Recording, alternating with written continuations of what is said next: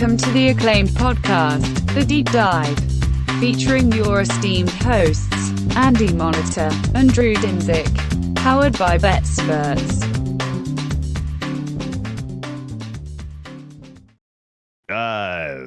Andy, we get to talk some football today. It is the official start of the preview series for the 2023 NFL season. Fired the hell up, man. And as much as I would love to spend a full hour breaking down every nuance of the upcoming Ons Jabeur Elena Rybakina match, just kidding. I don't want to ever revisit that. I'm very excited to talk Raiders football today, as well as another AFC West team to be named later. It's a good week for it too, because it is like the unofficial vacation week for NFL or just gambling Twitter in general. Obviously, the home run derby is a lot of fun. We got shut out of the drawing. Can't believe this. 2 years in a row for you somehow. 2 years in a row, and unbelievable. I didn't even get to watch the draw live. I was out taking a walk, and I come back and oh man, nobody's tagged me. So maybe I feel like that's a bad sign. Like my partner didn't tag me, ask me who we want to pick. But I'll pay attention to the Derby. I had made a couple small prop bets. I didn't. I tailed Vegas refund on a couple things I could find at the offshores on the MLB draft. So I got a little extra jangle. All right. I made money on the home run derby last year. It was the guy from Seattle, Rodriguez. I bet him at a decent number to have the most home runs and to win it. So I went into the final knowing hey, mathematically he can't have fewer home runs now. He's won that. So I just wanted him to win, but man, he was petered out. So I put a little on him to go over, I think, whatever his home run total, and then a couple other ones I tailed some people on. So I'm excited for that. Other than that, it is, baseball's off. Summer League is Wembanyama-less now. Yeah, Wembanyama-less. So, I mean, that's not any fun anymore. I watched a couple of those with some of the, the impact rookies and the young players I wanted to see. But at this point, man, I'm gonna go work in the garden the rest of the week and figure out what to say about the Chiefs on Wednesday, I suppose. But yeah, it's July, but the autumn wind is a Raider. It's a Raider. And yes, the first team we'll start with is the Raiders. We're going to do the AFC West first, as is tradition. We don't make, this is not our judgment call. We go by regular season win totals. So we start with the shittiest team first. And we let the market decide who the shittiest team is, predictably. And yeah, the Raiders. Last year, I think we were pretty, maybe bullish on basically everybody in this division a little bit. Yeah. The Chargers just have so much talent if they can stay healthy, and Herbert. 100%. Maybe we haven't seen the ceiling. Obviously, all of a sudden Denver has an offensive head coach and a really good quarterback coming into play, and then we had another offensive mind stepping in here in Las Vegas. Carr has been, serviceable or better, and you had Devontae Adams. It was like every one of these teams, we were just, what's the case for this team to catch Kansas City? And it feels like there's a little more stratification here. Like there's the two haves and the two have-nots with some qualifiers. I think the two have-nots definitely have cases to, spree to the over. Although I have a lot harder time selling myself on the Raiders winning like 11, 12 games to give out the ending of the book early. It's been a lot tougher despite having some good players. And I don't know, we'll start with 2022, but it makes me think of some of the things like Dr. Eager talked about with the weak link systems and just what you see on some of these teams that are a little more fragile. It's like what if the Rams building a team went wrong instead of them getting to the Super Bowl? I think that's maybe kind of what we're close to here with some of the stars they have in this team now. Yeah, it's been a wild 2 years for the Raiders. Going into last year was Josh McDaniels' first year as their head coach. Feels like it's been a longer tenure. Feels like it's been a more embattled tenure than just 1 year. For like 5 seconds, I had to think about it. I'm like, yeah. So I clicked on it, and it somewhere Wikipedia or somewhere it listed him as 14 non-consecutive years as the play caller for New England. And it made me think of this couple I know that got divorced and remarried, and they're like, wow, it's like our 30th anniversary. Like non-consecutive, cumulative. non-consecutive years. Yeah. So John Gruden. Great. Yes, good point, Dan. John Gruden resigned, wasn't fired. Right. And that helped a lot with the silly first coach fired bet. Yeah, Gruden resigned. Henry Ruggs went to jail. The Raiders made the playoffs anyway. The Raiders could have won a playoff game if Derek Carr didn't doink it off of a lineman's helmet inside the 10-yard line. Turns out that's the weakness of Derek Carr, apparently. Very much. So there was signal going into last season that with a coaching change, a little bit of an offensive bump, the acquisition of Devontae Adams, maybe this is a frisky team all of a sudden if Derek Carr doesn't turn into a pumpkin. And he kind of didn't really. Like, he was fair last year. It wasn't like a total disaster. But when the warning signs really popped up, I think it was after we had already kind of talked about the Raiders a little bit. And after we had already kind of, I didn't plant a flag in them necessarily, but I was like, this team should be 10-1 to win the West. Like, things go right, they could definitely be in the conversation. 10-1 is crazy. No, I didn't go back and listen. I should almost do that. For some of these. I don't want to listen to myself do 32 teams from last year, but there's a couple there's a couple of these where I did wonder what we said exactly about the Raiders, because I feel like it was similar. Like, hey, I'm not going to bet the Raiders, but I'm not going to judge you at a big number. Sure. Because and really, I looked at last year because that was my biggest question mark. And we get to this point, especially me at my age, where I don't remember everything that happened last year. There's like 280. I used to know the number, and then they added a week. But there's a lot of games, regardless, and you kind of forget some of it. And at the surface level, Carr didn't look bad. If you look at his stats, you look at it, but man, him. And I mean, just the team in general was really, really bad in high leverage situations. They were the anti-Vikings. Yeah. That's great. They got the shit kicked out of them at the end of the year by like 25. They lost. There was another game, the Saints game. They lost 24-0, just complete no-showed. But they also lost games by 5-6 in overtime, 2-1, 7-5, 1-3 in overtime again. They had so many close losses, and a lot of them were ugly. I just started ripping through the week. The week 1 close loss, Carr turned it over 4 times. A couple of them in really bad spots. The week 2 overtime loss was they forced the turnover on downs in overtime and put themselves in such a the win probability at that point. I didn't look it up. Had to be 90s. At that point, obviously, you have the ball in overtime. You can kick a field goal to win. They fumble it, lose the ball, and lose the game on a defensive touchdown there. Week 3, they do the comeback, can't convert the 2-point conversion. And then week 4, week 4 is, you should look at, just go to like the Pro Football Reference page for Josh Jacobs. Week 4 is when they figured out that I think maybe my biggest positive takeaway that wasn't Josh Jacobs last year was the offensive line played a lot better than a lot of people were willing to probably give them credit for. Yeah. And that's a little chicken egg too, because Josh Jacobs, he ran well, and that's going to help some of those metrics. But I mean, I looked into some of the rankings that people use, and a lot of it it's independent of that. So the offensive line played well, but Josh Jacobs ran for 57, 69, and 66 yards.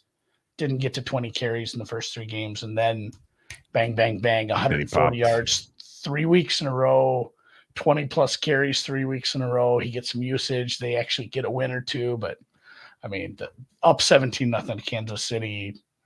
I mean, I'm not even going to fault him for that. Many people have been in those shoes.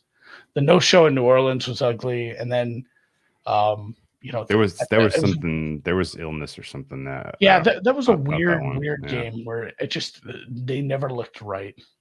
And then week 9 marked their third 17-point blown lead. They'd blown 17-point leads or more 3 times by week 9. Amazing. Week 10, they got to be the first team to face the, at the time, hilarious hiring of Jeff Saturday. Oh my God, I forgot about this. They were the first team to I face took a that. bath in that game. They lost. I lost a lot of money on that one. Like they lost all these games that they were put in very decent positions to win. Like I said, the anti-Vikings. I don't think they were as bad as obviously the record makes them out to be. You know, with a lot of close losses, if you run any sort of Pythag or some sort of blended Pythag, you're going to come up with 7-8 wins. Mm-hmm. They were probably just below a 500 team in reality, but they had a lot of turnovers in bad spots. They had a very bad secondary, which we'll get to, what they did to address that. And I mean, Devontae Adams, they couldn't figure out how to use him as consistently as we saw in Green Bay. I mean, that guy was like 3-1 to be the first touchdown scorer. Well, the funny thing is, like, Devontae Adams, one of his singular most effective additions to the Packers was inside the red zone. That guy was an automatic. How many weeks in a row is he first down touchdown scorer for the game? Like, he was a super high target in the red zone, and he caught a lot of those balls. He got open. He ran crisp routes and got open, and he got hit. And Derek Carr, for whatever reason, just never, ever developed chemistry in the red zone with Devontae Adams. So that entire part of his portfolio was missing last year. Like, there was nothing there. There was no real production in the red zone from him. I'm glad you recapped their season. It was a hilarious season, like hilarity. You could have put together an entire NFL bloopers. The more I dug into it, Drew. Yeah, it's a hilarious season. You didn't even mention they win a game late in the season that when they're out of contention for the playoffs, they beat the Patriots on the most ridiculous play of the entire season, where the Patriots fumbled their way out of overtime. Am I remembering this correctly? Like, it was a fumble return by Chandler Jones that was just at like max hilariousnly. I kind of stopped it. It was the pitchy woo woo that on a tie game, and that was the losing play. Incredible. Also incredible, they lost to Baker Mayfield and the LA Rams. 5 minutes after Baker Mayfield signed with the Rams, he went and beat the Raiders in a primetime game. It was a weird team. It was mismanaged. It was poorly coached. And I mean, I think the highlight of our preview last year was really like in the Hall of Fame game, Josh McDaniels was running Josh Jacobs into the ground in the Hall of Fame game in the preseason. You're like, oh shit. So he's like not part of the plan this year, I guess. Or like McDaniels is trying to send a message and he's going to lose this team he's going to lose locker room before they even get to week 1. Yeah, and that was part of our takeaway. We're like, like, holy shit. Like, he's really kind of using up some of the goodwill in that locker room real quick here. I didn't think Josh Jacobs was part of the future or plan for the Raiders. He led the league in rushing last year. Like, somehow he completely utilized his opportunities to get himself potentially a new contract after he's done with the Raiders this year, I would assume. I think, somebody's going to take a chance. I do want to give credit to other running backs, but just like looking at it and looking at the game situations, like game situation neutral, scheme neutral, and everything else, I think Josh Jacobs is the best running back in the league. He also turned out to be kind of a decent threat in the passing game. Like, he's a real true 3-down back. He had like 400 yards receiving, like 50 catches, and he was pretty decent blocking too. And is, customary for the NFL nowadays. The best running back in the league is currently not reporting to camp. And oh my gosh. Probably not. I really doubt he reports. Yeah. Well, and so, I mean, just a quick aside, and we all kind of understand where the league is now at with paying running backs, especially when they get a little older. Josh Jacobs is only 24, though. Yeah, and sure. I think hopefully his agent is smart enough, and I think that's kind of where we're at, where we're at. It's like, this can be your last big contract. Yes. This can be your last contract. Yes. You might not get another contract at like 28. It might be curtains for you at that point. So I don't hate him holding out. I really doubt it's, there's been speculation. Will he go full Le'Veon? Like, nobody's going full Le'Veon anymore. Like that. You don't want to. What did we just say? Like once you hit 27, I mean, being a running back is suddenly fucking Logan's Run, where you can't hit 30 and you're just done. You're completely out of the league. So I mean, giving up a full year of your career to just like sit out is super stupid as running back. But I do think he's going to try to leverage this to the hilt and try to get the most he can, because he just had maybe the best year he'll ever have. So I don't hate it, but that was again the weirdest part of this whole team was like, man, you have the best running back in the league, maybe. You had, it's hard to differentiate who the best receivers are. I truly believe Jefferson and Chase and Jefferson are probably 1A with Tyreek if he has a quarterback who's healthy. Like those guys are maybe a step above everybody, but like you have a top 5 receiver. You have all the drafting Mayock and those boys did. High defensive picks. None of those panned out. But for some reason, Max Crosby is just, like John Randall incarnate. Just he's awesome. Yeah. So much engine. The biggest thing on him too is like I can't remember what the stat was. I saw this somewhere. He played like 96% of snaps. And he played some special teams for some reason. Like, stop playing him on special teams. Maybe that's what I would do. Availability is huge for him, and he's very. Yeah, I would like to keep him in the. But you have some really high end players, and it just the high leverage spots went to shit. The quarterback got brainworm sometimes, and you lost all these close games. Like it could have been a much different season. Oh yeah, they were corn flips away, and in reality, like 2 seasons ago when they won all those overtime games. And variance was in their favor. Like, there was probably some signal there. The other 2 hilarious notes to the season, you brought one up, but I had it, and I didn't really want to relive this, but you brought it up already, so let's go back to it.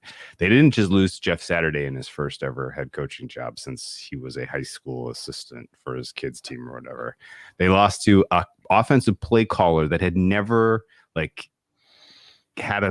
the roles and responsibilities of knowing what the plays were.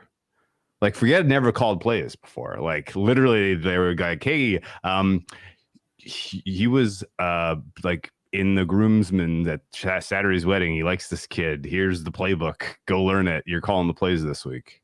And the Raiders lost to that team, amazingly. As 6-point favorites. That one hurt badly. I lost a lot of money on that. I did not bet this one, but I know other people that got absolutely smoked week 16 when it was painfully apparent that Carr was going to get the hook for financial reasons. Yeah. And they were playing the San Francisco 49ers who were playing for playoff seeding. And you think, okay, so Derek Carr's not going to start. Why is this number, whatever it was, 3.5, 5, 6? I don't even remember what it was. It drifted all the way out to 9.5.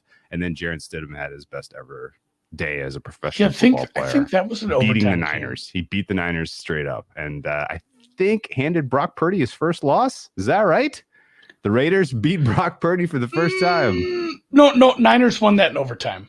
Oh, the Niners won. Okay, well, the Niners did not cover. Oh, yeah. No, they did not cover. Oh, yeah, 37-34. Niners didn't cover, right. They didn't cover the openers, let alone the closers, which was like 10 points. Okay, thank you. So has Brock Purdy ever lost as a starter where he finished the game with a functional shoulder? I don't know if he has. So.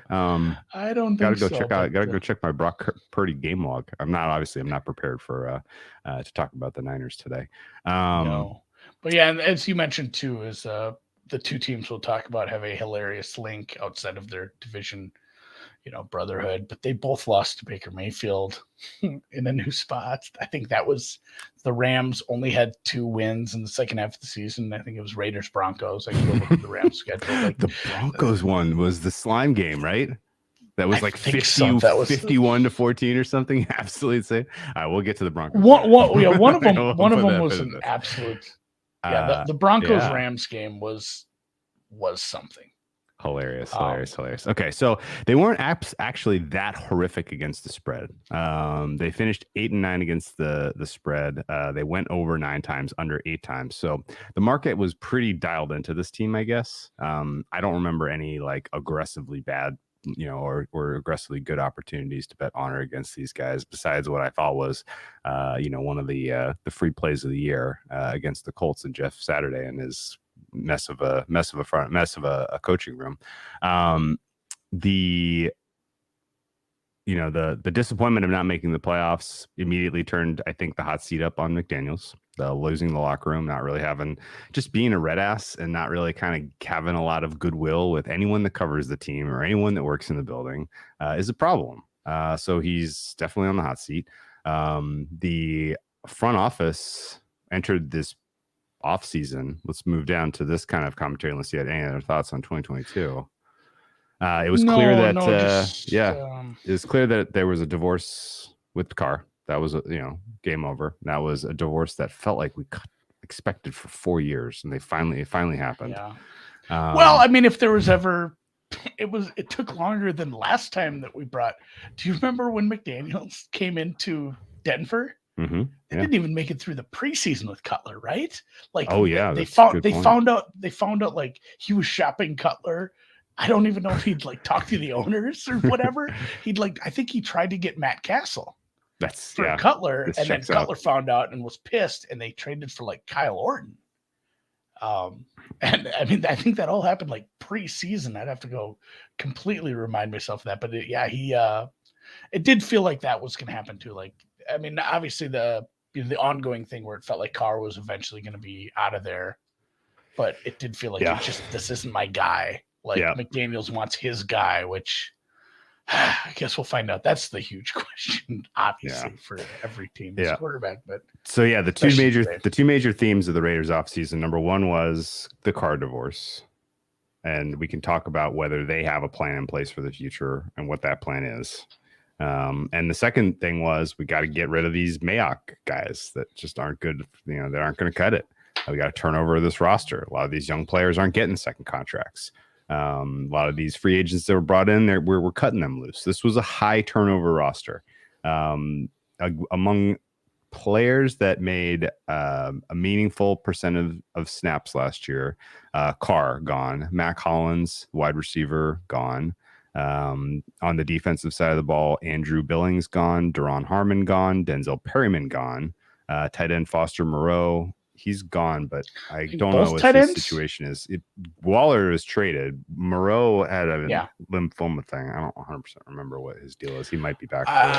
He's on New Orleans now. He's on the Saints. Yeah, he's on New Orleans, but he's gone. Yeah, he's gone. He's playing. It sounds like he's got. Yeah, Cleveland Farrell, the 4th overall pick, who was a bust, is gone. That's right.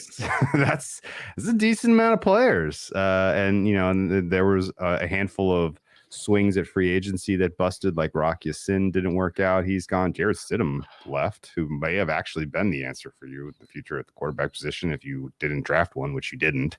They let a lot of guys walk out of the building, and they backfilled with some really, really, really questionable decisions. I guess you could say McDaniels is bringing in his guys in the context of Jimmy Garoppolo and Jacoby Myers. Obviously, Garoppolo, a former Patriot, who I think was there with McDaniels. I don't 100% remember. And then Jacoby Myers, who definitely was under McDaniels during his first few years in the league. The other guys they brought in, a reliable player in Marcus Epps at safety, decent wide receiver in DeAndre Carter from the Chargers, an okay tight end in Austin Hooper from the Titans. And then a smorgasbord of guys that are replacement level. They something like, maybe this is worth doing every podcast. We don't really have segments or anything, but like, if you are the kind of guy who really pays attention to training camp and preseason, like sorting out the secondary is what I'm keeping an eye on. Like, they've got the offensive line figured out. The wide receiver 2 is maybe a little up in the air, but I mean, the difference between 2 and 3 compared to the gap between 1 and everything else is so big that I'm not sure it matters. And I think Myers probably is that guy, obviously. And, we've got our quarterback, hopefully. Yes, I don't think he's actually passed the physical to get the signing bonus yet. The reports have been positive, but most reports are positive this time of year. So I haven't heard anything positive. Have you really? Wait, yeah. Put a pin in the quarterbacks. I've heard. Put a pin in the quarterback. I've heard he's on track. We'll get to because I want to comment on something you said, which I think is right. Like they conducted their offseason like a team that had a really good plan about what they were going to do at the cornerback position. And then they didn't do anything, right? Like, okay, guys, what's the plan? Who are we going to get in the secondary? What are we doing here? We're not doing anything. Like they literally completely avoided addressing the position of quarterback in the offseason. And I think that's a very, very fair criticism you can make because they go into the NFL with a bottom 5 secondary. I don't think there's any way you can argue against that. This is a very, very bad unit, which means teams are going to be able to throw on the Raiders, and it's going to put a lot of pressure on this offense, which brings us back to the quarterback point now. In your mind, is going from Derek Carr to Jimmy Garoppolo an upgrade in any facet of trying to build future winning football in the desert?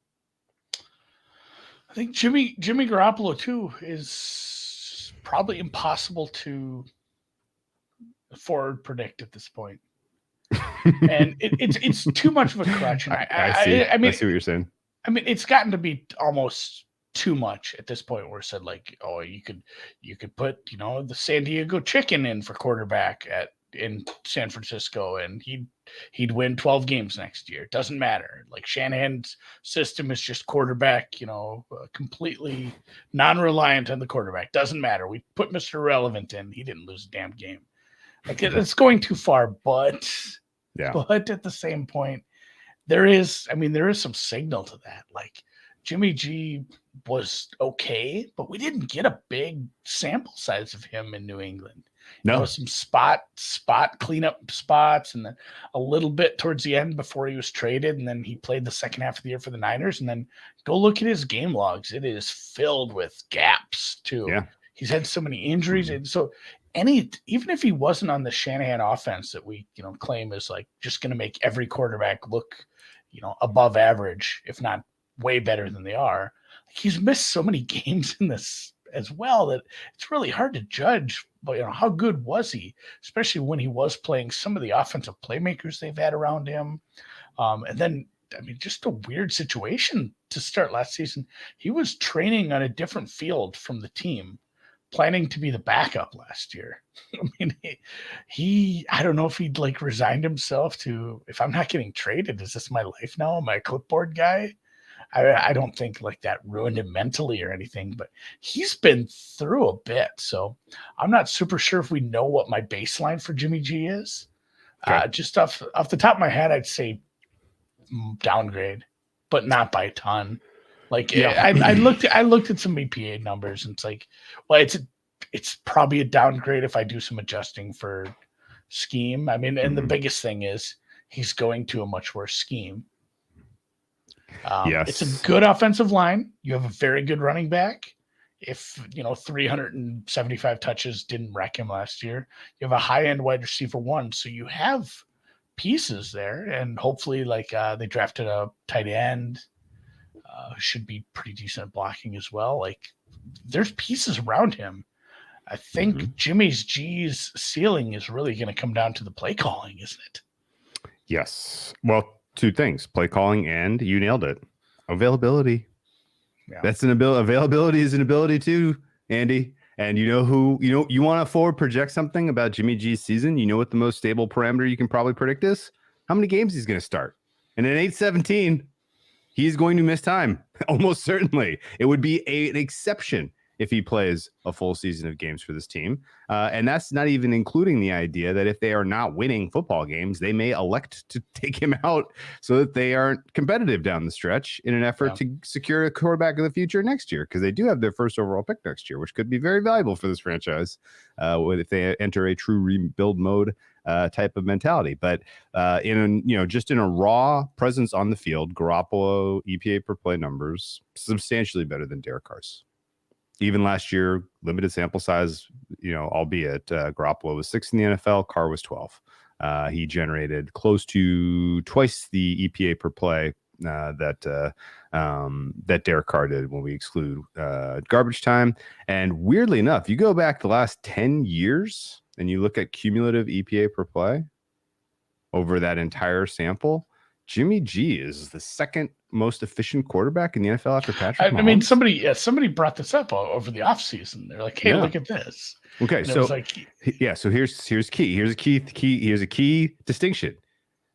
That's a Shanahan stat, right? Yeah.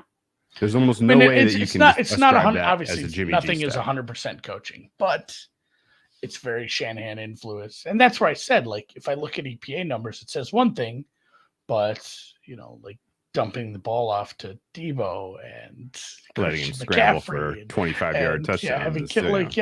These things make plays a lot more successful and a lot more predictive of scoring points and driving your EPA up. So, yeah, I think probably like you said, a little downgrade because of the availability and the unfamiliarity of coming into a new team, but the familiarity with McDaniels and just those two having cross paths before, Myers being a part of what McDaniels had done. I don't hate Jacoby Myers. Like I thought he was a little shorter than he is. He's like 6'2". Like this could be Lion-esque, where it's like, hey, this offense is kind of humming now that it's second year. Like we were a little hard on McDaniels. He's able to do Shanahan light kind of shit where we know Jimmy G isn't ever going to be Joe Montana, but he's pretty good with Devontae Adams bailing him out. Myers is a number 2, a really good running back who can catch the ball. The tight end progressed a little. The offensive line's playing well.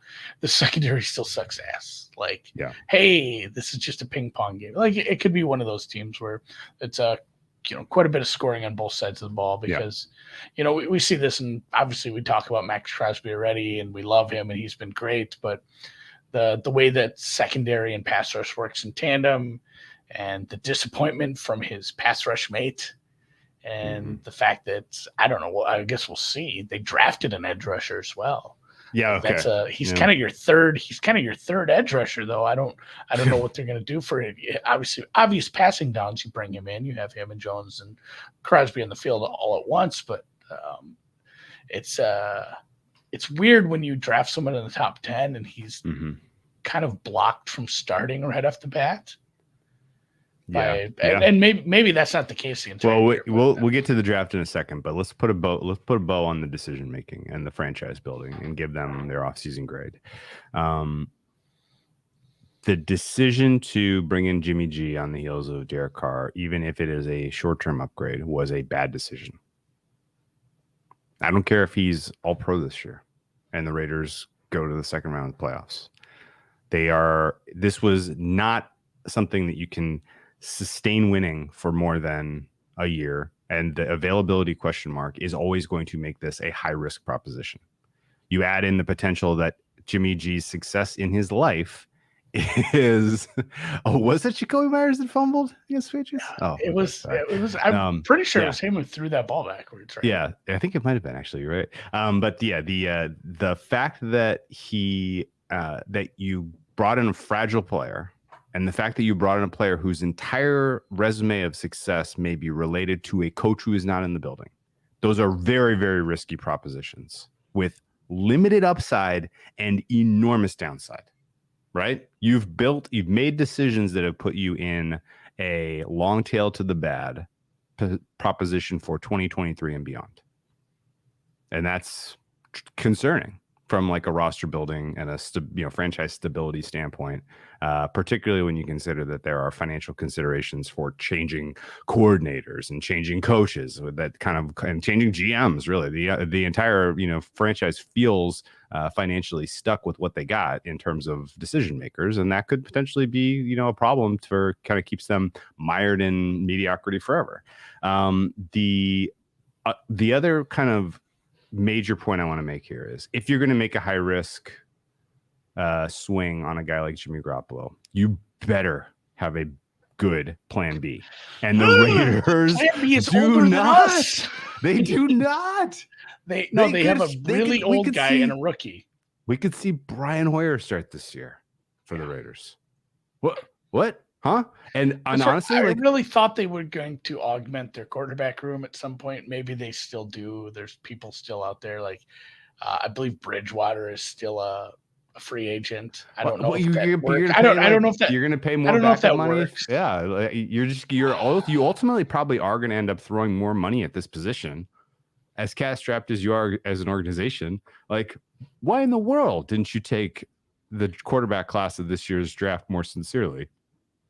And or just try, kind of shoot for another kind of low risk, low cost option instead of giving Jimmy G the contract that you gave him. So it was a very perplexing, very, very doesn't jive with their, it's a decision that you just can't really defend, in my opinion. And I think that for that reason, almost entirely, you have to give the Raiders a failing grade for their offseason. And then you add into that they came into this with the defense that has a very clear, very substantial weakness in the secondary that they just ignored. And you really start to ask questions about what is the vision here. The draft decision of taking a pass rusher who has to sit behind two guys who you're paying a lot of money and who are, one of whom is all pro. Like, okay, you're adding strength to strength, but this is great. This is whipped cream and a cherry on if you have a defense that's already good, then you think you're going to have leads that you want to put away. That's not where we are at all. Like, this is a team where their defense is only going to be successful on a given Sunday if they are generating an obscene amount of pressure. And, that's only going to happen against, the bottom half of the league, offensive lines. And that brings me to the kind of final point, which is, if we think Jimmy G is potentially an injury risk and you have an offensive line that we don't have a ton of like really warm, fuzzy feelings about, like, you are really asking for it, not having a backup plan at quarterback. And I think ultimately, even if the Raiders have success in the first half of the season, that's something I'm not going to have even a moment's hesitation trying to bet against. Because a complete season from Jimmy G and this defense never kind of seeing the dam break would be like the first percentile type of outcome for these guys, or 99th percentile into the good. Yeah, so. And I've said some nice things about the offensive line, and like Colton Miller is very good. The interior is a little weaker, but I'm 99% sure it's at least the same five guys, I think, which is always helpful for the continuity. It's still like middle of the pack, maybe slightly better. So it's still not, a high-end offensive line. And if it regresses at all to where we actually thought it was going to be last year, then it's a bad offensive line. So that's another problem for Jimmy G. But it's a super, every team is going to be, well, we have to see this, and this. But some teams are more, well, we really have to see this, what's going to happen. And the biggest thing, and somebody brought up, Tyree Wilson was an injury risk in the draft. Tyree Wilson is also not essentially, he was a top 10 pick is sitting behind Chandler Jones now and is going to come in on like third and longs or just, pass rush situations. So like, you have a top 10 pick that might not be getting the usage right away. We don't know. I like Meyer, the tight end, Notre Dame. Like, I thought that was probably a decent pick, all things considered, where he was kind of projected to go. They got an interior lineman from Alabama in the third round. The rest of, like Dan already mentioned, Aiden O'Connell, the quarterback from Purdue. I don't know if we're running it back Drew Brees style. I don't. Hopefully, it doesn't come to Aiden O'Connell. But if you get good production out of the tight end and Tyree Wilson ends up starting, like, you had a good draft. So basically, to have a good offseason, Jimmy G has to start 16 games. Tyree Wilson has to be starting by midseason, and you probably got to have like Michael Meyer has to be a top 10 tight end. So like, a lot of things have to go right to justify this being a good offseason, which is kind of a bad start to begin with. Yeah. You brought up the offensive line. I agree with you. They are 23rd by my player level ratings. Interior offensive line is 23rd. There is a weak side, though. The right guard, right tackle are both below replacement level. So, yeah, Jimmy G's not going to have issues coming from the blind side, but he's going to be under duress. He's going to get hit. And honestly, and I think that's another hope for the Michael Mayer draft pick. Like, he's a decent enough blocker. Like, if he can line up on the right side and give them some help, because they got rid of all the tight ends, but it might actually be an upgrade from a blocking standpoint. Off-season grade is an F. It's an F with upside. I don't even think there is upside, honestly, because if Jimmy G stays healthy, then you're not replacing him this offseason, and you're going through the same thing next year. I know, but there's really no positive spin I can give you at all. The best positional group for the Raiders is the skill position players. I rank them fourth of all NFL teams in terms of overall talent, and most of that is Devontae Adams. Some of that is Josh Jacobs. And both those guys, they have potential to be elite producers for you.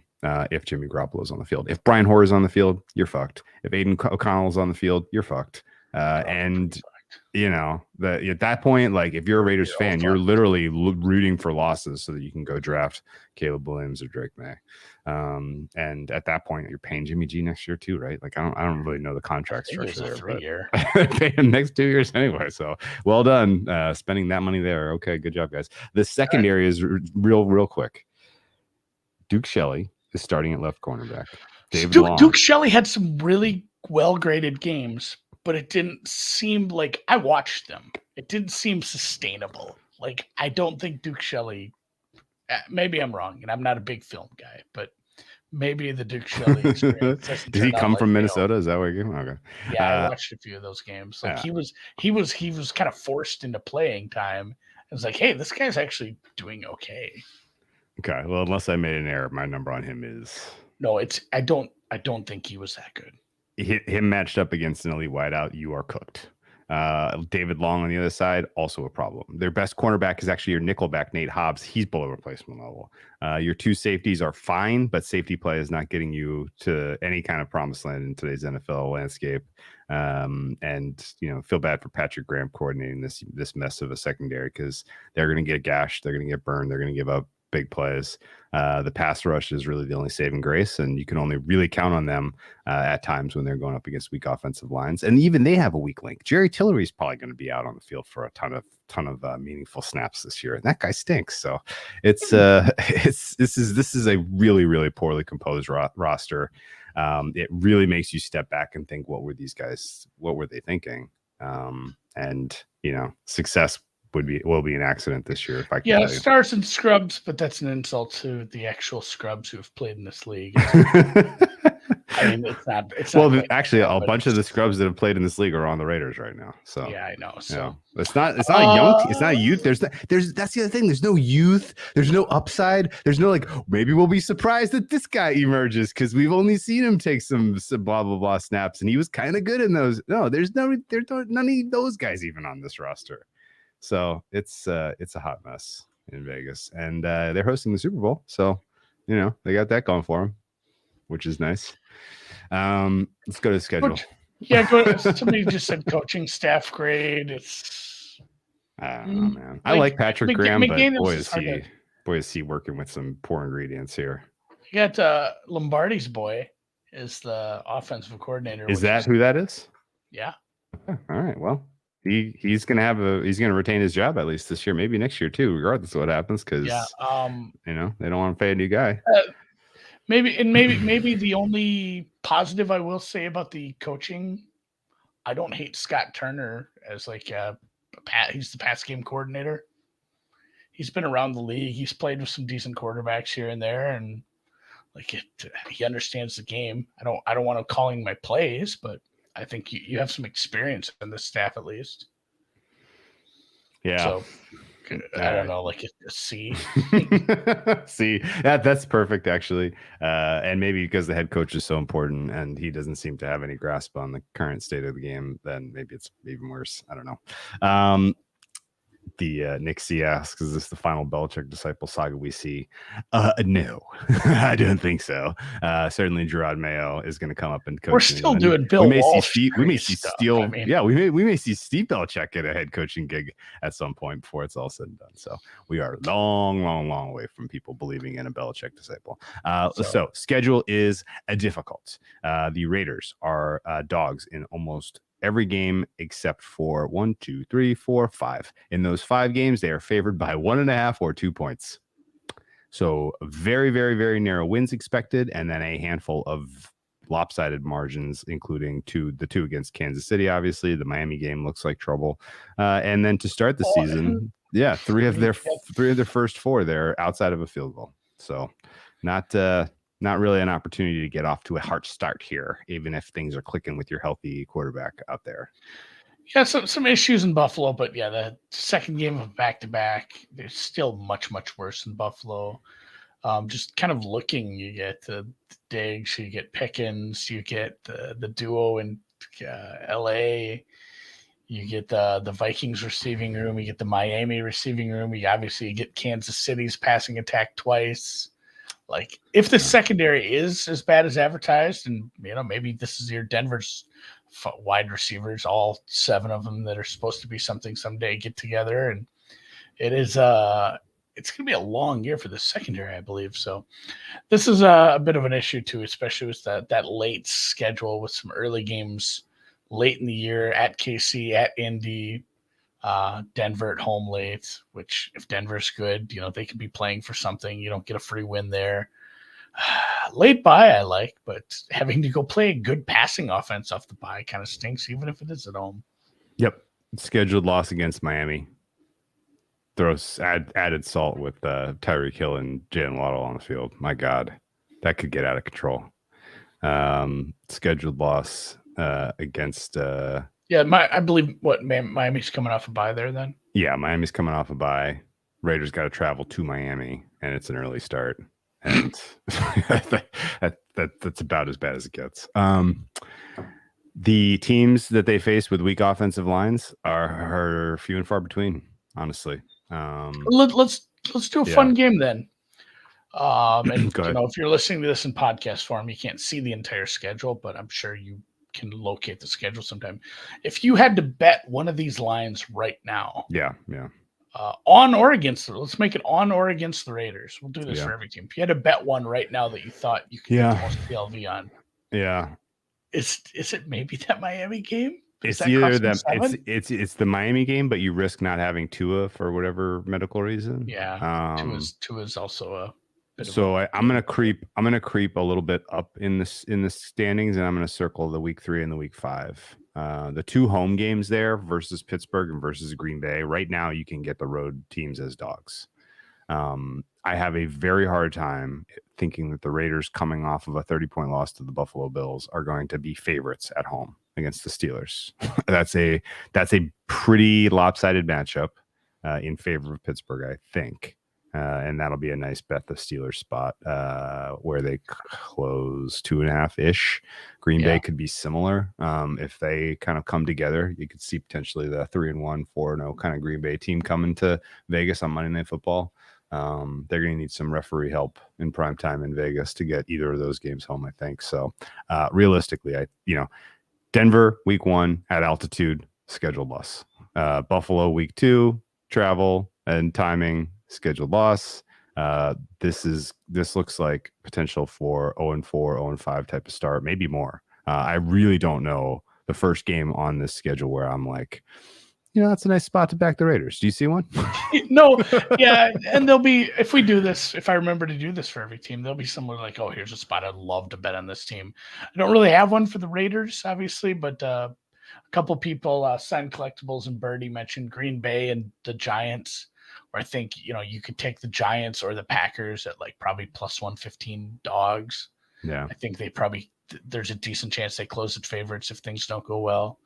Especially, I don't hate the young receivers in Green Bay. I don't like that spot for them coming off the Chargers game as well. So a little bit of a rest disadvantage with Green Bay. Obviously, the minor travel advantage getting to host a team traveling into Las Vegas. Yeah. So I'm going to stick with Miami, though. We'll go Pittsburgh and Miami for these. I'll go with the first time I'm going to bet on the Raiders this season, unless the market goes completely pear-shaped and out of control, is probably the Jets game. And I'm not going to take plus 2.5 now. I think you're going to get well outside of 3 once we get to that point in time. But the idea of going up against a Jets team that has weaknesses on the O-line, your pass rush, you could potentially tilt the game in your favor. And, balanced offensive attack, I think, could make some noise against that Jets defense, and enough at least that you could probably cover. I just don't see enough other really question mark offensive lines here. Chicago potentially. I was going to say, Johan brought up 18-1 to be the last winless team. There's some rosters that are just way worse. Yeah, the Chicago defense could that could be a back and forth fucking track meet as well. Oh yeah, total on that's going to be like 50-51. Yeah, that's a good, nice little over spot.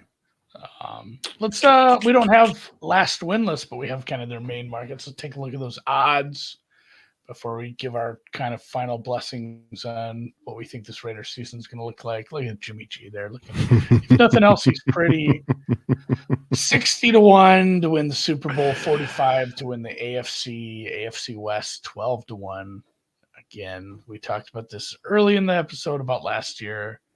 I think I would be a little more mad this year if you took it. Although, man, double digits, they weren't worst. I was going to say somebody else goes first or worst to first, but technically they did finish ahead of the Broncos last year, so they wouldn't be worst to first. 12-1, probably a little too light for me. 360 plus 360 to make the playoffs, minus 500 to miss, and that win total sitting at 6.5. That is, and it's juiced to the over. But, man, they have a lot of coin flips. They do.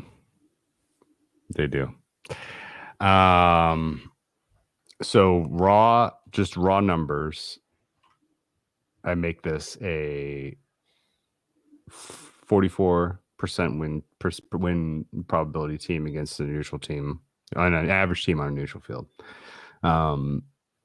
There's enough offensive talent that my numbers they can't tell. They're not in the same conversation as some of the true dregs of the NFL. That said, I'm projecting them 7.17, basically 7 wins this season. Not enough of an edge to bet an over, but certainly the numbers would tell you that this, at full strength, this is a team that could threaten that 7. So I think this one's got to be a pass. If you want to talk yourself into a long tail to the under, because of the potential for a Jimmy G injury, the potential for extended Brian Hoyer time or Aiden O'Connell time, now you're talking 3 wins is going to be tough. Yeah, disgustingly enough, if you forced me to bet this win total, I would probably I'd see if I could find a 110, but I'd probably bet the over. There's enough coin flips for them to get 8-9 wins and be like, partway through the season, be like, this team fucking sucks. How are they winning games? It's one of those. It turns into one of those teams because this roster just, it's not that much worse. Obviously, the quarterback thing is the biggest thing. And like you said, if you do want to wager against this win total and go under, it's probably worth taking an alt as well, like a 5.5 and a 4.5, because in a lot of scenarios where this goes under, it goes way under because you're starting Brian Hoyer for a good part of the year. Yeah, I agree with that. I think this is long, in terms of the range of outcomes, which is where we're at now on the rundown. To me, long tail to the poor. And that is entirely around the uncertainty of the quarterback position. When I come up with quarterback ratings for teams, even in my, kind of pulling together a totality of what is this team strength, median expectation, blah, blah, blah, I'm including some consideration of availability. And so the Raiders take a huge penalty on that for having Jimmy G as the guy and what the backup rates. And in totality, their quarterback situation, 23rd in the league. And realistically, that's pretty split because you're getting, 7 to 10 weeks of a guy who could be top 10 in a good system, and 7 to 10 weeks of a guy who's going to be 32 out of 32. So tricky. But no bets really for me on these Las Vegas Raiders outside of Jimmy G under season total props. Do you think those are still up anywhere? Maybe. Honestly, I wouldn't be hanging that shit. If I was a book, I'd hang about. If I'm hanging, passing yardage, passing touchdown over unders for quarterbacks, I'm putting up about 24 of them. Like there's just 7-8 quarterbacks. It's like I don't want to hang a number on this. Like I don't need to sit and watch a bunch of bets that have already won after week 3 when they're done. McDaniel's first coach fired. I don't think he'll be fired. Yeah, I mean, the situation as best as we've been told is that the ownership group there is not in a position to be spending more money on paying coaches who aren't coaching, and for that reason, McDaniel's probably sees this to its completion one way or the other. I don't know that he gets axed midseason, even if he truly loses the locker room, which is another reason that there's a long tail to the under, because he could definitely lose these guys. And you could have people like Devontae Adams making serious noise about wanting out. You could have guys like Max Crosby deciding I need to save my legs for my future and not really put myself in harm's way this year. I don't think he's built like that, but he could. And yeah, I think, realistically, this is, then they could surprise. Like I said, like there's enough. If you have as talented a skill position room as they have, then at a minimum you're going to be able to score your way into some games. And if you can win a couple of those coin flips, then now you're in good shape. Maybe, probably not though. Yeah. So betting a plan of attack in terms of in games, because there was a bunch of primetime spots. Raiders are going to be a primetime a bunch, Andy. We need a plan. How are you going to deal with these guys? So, like you mentioned, they were pretty close to market in their totals last year as well. At like 9 and 8 to the over. And it feels like I'm going to be tempted to bet this team as an over team a bunch, but I really need to see the offense work first. Because, I mean, there's a few spots like that. Like, I feel like maybe even that, God, what was it? The Saints game. Like maybe that was one. I had a couple totals where it's like, man, this Raiders total looks low. Like that offense is kind of moving here and there, and then they'd go out and just no show. The first week against the Chargers was the one. Yeah, example. There's been a few of that. So like, if they're up against a good passing game and a bad secondary, obviously like that the Minnesota matchup. I don't think Minnesota's secondary is going to be magically, but I think it honestly could be worse. And the secondary is bad, and you have 2 of the top 5 receivers in the game, and your quarterbacks are healthy, offensive lines are playing good. Like, yeah, I don't care if it's 51, 52. I might still be looking at that over, especially some in-game stuff. So kind of got to figure out what we're going to get from this offense. If it's going to hum, then maybe we do have a bit of an over team that we can play on early in the season. And I guess another good thing to track is the second half adjustments. I wasn't crazy about them last year for McDaniels. Maybe a little more experience with running that sort of thing helps, but I didn't love them. I should go look at their second half ATS to see if it probably contradicts what I said, because they had some weird games where it's like, man, they're way behind and they had to score a bunch, but I didn't love what they did with halftime adjustments as well. So one signal in their schedule from last year, by the way, home games went over to the tune of 6-1 if you throw out week 17. The or week 18. Yeah, then they went over by a decent amount. The only home game that was basically neutral that didn't get there. They were 6-3 at home to the over. The final game of the season against Kansas City didn't get there because they only scored 13.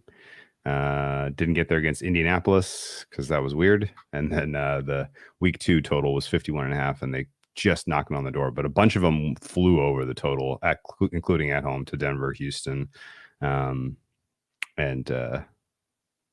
New England and San Francisco. So maybe just isolate spots where they're up against a defense that can't necessarily generate a ton of pressure with a healthy quarterback, and they're at home. Then this is like a team that should probably be lined in the 55 range. So those are the spots we want to look for. Yeah, and someone in chat there brings up Birdie brings up the pace. It's tough to kind of speculate on that too with a new quarterback. That's something we'll have to watch too. What kind of pace they're going to run? Yeah. I don't think we're ever going to see the. God, what was our coach in Philly? Well, that's actually you know what? Hey, real Kelly? quick, this is maybe final thought. Bunch of road games early, bunch of good defenses early. This could be a team where the market's like halfway through the season, where like they're in the 46 range, and then all of a sudden they play some softer defenses at home, and they're primed to pop some overs. I think that's how this plays. That check out? Yeah, they were on the slower end last year as far as seconds between plays, but different quarterback, kind of probably a little bit of a different look on this offense. Obviously, when you have a different quarterback, so something to look at. But yeah, we'll monitor the Raiders. So this is our. Where did you have them as a whole? And it was like 28th. You would rank them 28th? Yeah, which is crazy because I started to, if you go just strictly player rankings, obviously you're forcing it higher because you have some stars, but I kind of made some adjustments based on the fact that like stars alone don't win games. So they kind of have a range. Their range is probably 20 to 20. I'm at the bottom of it. Like that would be if they were one of the 4 worst teams in the league, that would be very disappointing for everyone involved, I think. Yeah, I think they're kind of mid to low 20s. Yeah. 23 to 26 is their range for me. Okay. Good job. Should we do the dramatic pause? One down. Clip this. 1 down, 31 to go. Dan, you can hit the music. Welcome to the deep dive, Andy. Number 2. We're going through the AFC West here. We're going to talk a little Denver Broncos. Let's ride. Yeah. And we mentioned this with the Raiders. This is another one where it's like, man, what did we say? Because, just max their 2022 was max entertainment. Put them on TV more. That's my request. So as a league, as a group of fans, a group of armchair analysts and whatnot, no one has ever been turned on faster than Hackett. No, well, for good reason. Because there was like 3 years of this buildup where like this guy's gonna get a job. Like this guy he's in the circles. Like he's eventually gonna find a job, and like we kind of liked him in a few spots, and then they had how much? I'm not even gonna relive that game because it was an absolute fucking brick to the skull to even watch. Even if you didn't bet it, just watching the end of that game was just like, are they playing for like a 65-yard field goal? Is that what's good? Like they're just letting the clock run out on this? That's the plan? Like right out of the gate. As if they were tied, because they weren't. Very, very flummoxed after that. And obviously we saw kind of a comedy of errors as the season went on. And I guess the footnote for the Broncos for 2022 was that the Broncos fired 2 head coaches in the calendar year 2022. Oh, yeah. Because Hackett made it 15 games, turning him into another footnote up there with the William Henry Harrisons of the world. Just it has to be one of the shortest tenures of all time. I think it was only 5 coaches now have been fired in their first season as a coach, mid-season. So we've had it 2 years in a row, and it was honestly maybe 5 weeks too late. It was looking bad, and it wasn't all Hackett, which is just fucking crazy to say, right? Like really, and everything works together. It's a team. It's a team sport. It's an organization. It's a business. We've seen this where everybody thinks it's that one guy who's fucking up, and then he quits, and you find out, oh, like it was a combination of him and this other guy who it was kind of hidden. And I think Russ obviously was a big part of the problem too. We heard a lot of reports of just it was taking him longer to acclimate himself to a new system because he's never really had to. And yeah, he looked washed-ish at times. He still looks like he has it, but it just looked like he was set up to fail, and then he went out and absolutely executed that with a plum. And then somehow on top of it all, the defense played at like 85 Bears level for the first 10 weeks. Like that had to be the most maddening. And I see Jay Creer here in the chat who had to be just dying every week because this defense kept them in games they had no business being in. They lost some close games too, where it's like, man, this defense, we said this during the season, that my biggest takeaway from the 2022 Broncos was this defense had to hate the offense. Like we are giving you everything. We're giving you everything we got. We just held a really good team to 11 points. Yeah, guess what? We're going to score 10. Like that's where we're at with this team. We're going to lose this game anyway, despite you. It had to be just the most frustrating thing because they had weapons. They traded a king's ransom away to obviously get Russell Wilson. And to be fair to them, but they did suffer a lot of injuries. I think if you look at overall like time lost, just on the offensive side of the ball, like they're in the top 5, top 10 at worst, as far as all the wide receiver and running back injuries, all the time missed by those guys. That didn't help. So they were pretty unlucky in that regard as well. So kind of a perfect storm of Russ not getting it, Hackett never having it, the bad injury luck, and just not playing up to potential in a bunch of spots. This is another team where it's like, fuck, this is supposed to be something. I think that was the most annoying thing, just as like a, if you take their win total was 10.5 wins. It was a big number. You take a step back from being someone who wants to bet on this every week and just like try to view it sometimes as a casual observer. Like I kind of wanted to see, Russell Wilson do it.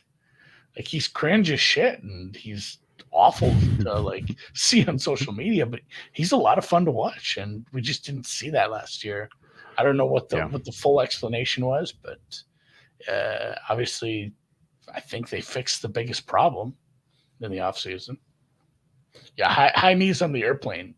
Jesus Christ. Forgot about that. What a season. Yikes. They went into the preseason odds 17-1 to win the Super Bowl. Over under 10.5. It did not get close, and it got aborted very quickly.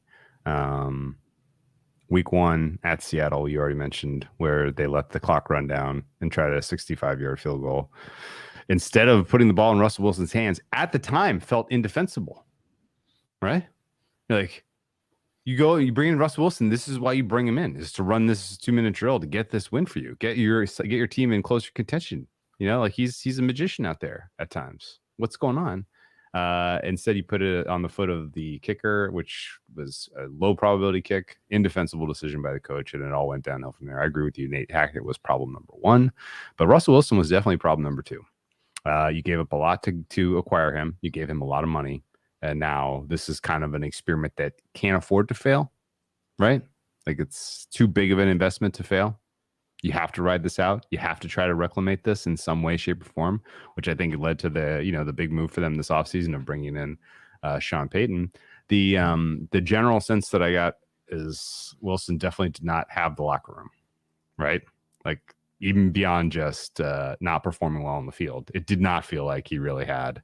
A lot of people in that locker room had his back. Pretty clear tension between him and some of the other offensive players, and. I blame that entirely on him because his personality is obviously a little bit of an issue. But not everybody on that team really pulled their weight. They definitely, you mentioned it, they had injury problems. They had, all offensive lineman availability did not help things. Skill position players not taking steps forward as expected hurt them. Injuries to the running back room hurt them. So certainly Russell Wilson gets the headline credit for underperforming, but there were a lot of parts that just didn't really work out on that offense besides him. I will say this, that I need to see Russell Wilson figure out a way to succeed in the current NFL climate before I believe that a turnaround is possible. And what I mean by that is pretty straightforward. The too high safety concept, born by Vic Fangio, adopted by the Rams, broke Russell Wilson. Broke him. He has not adapted his game to be able to take advantage of the easy stuff over the middle that is afforded by teams playing too high coverages. I do not know if that has anything to do with systematically what the coaches are calling, and if all of a sudden you introduce a genius play caller like Sean Payton to the mix, that he's all of a sudden now crafting plays, crafting scheme that plays to his strengths and or unlocks that part of the field for Russell Wilson. But the fact that he has now not only just saw his personal play deteriorate to the point that it did last year and didn't make an effort to change things, I think is a bad sign. Okay, because this trend's not going away. Like, defenses are now compounding on this trend in the way that they go about, kind of crafting their approach defensively. And I think he's literally 2 moves behind, kind of in a chess, match against sort of the smartest defensive minds out there. His athleticism also seems to have taken a step backwards. He was not as scrambly. Yeah, he was not as fast. It would be like a cartoon where there's a big cloud of dust and arms and legs are sticking out of it, and he'd go into that and then he'd come out and he'd run. Like, Houdini there were so many times in his career where it's like, oh, he's sacked, you can't even see him, and suddenly he squirts out for a 50-yard run. His athleticism did take a step back, but I think this is obviously the biggest story outside of, they invested in this offensive line. Like this.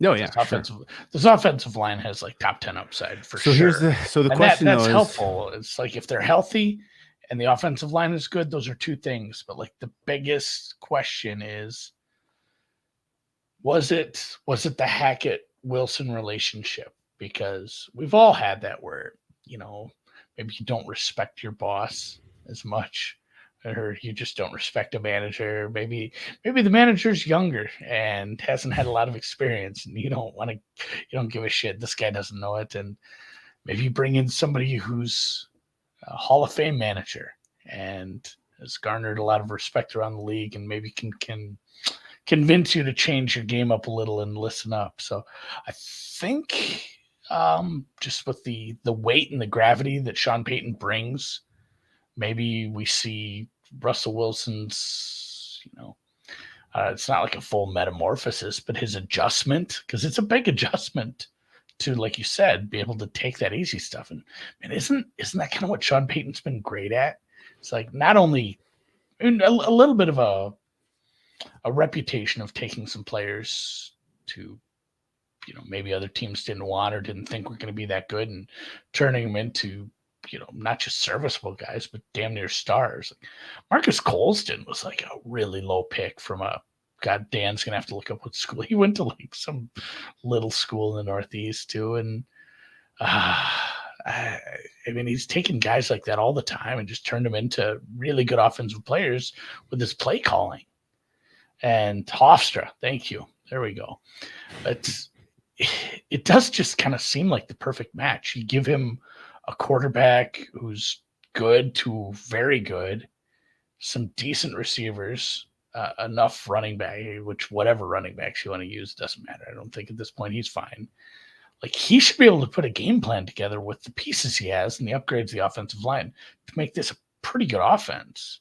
And if we get 4 weeks in and it's not, like, I guess like the blame just goes all to Russ then, right? Like, if he didn't do it last year with Hackett, and it's not looking good with Sean Payton, who did it forever. I mean, it's Russ just one trick pony, career's done, hockey stick shape downgrade to the low. Like it's just maybe worst trade in the history of non-Ricky Williams universe.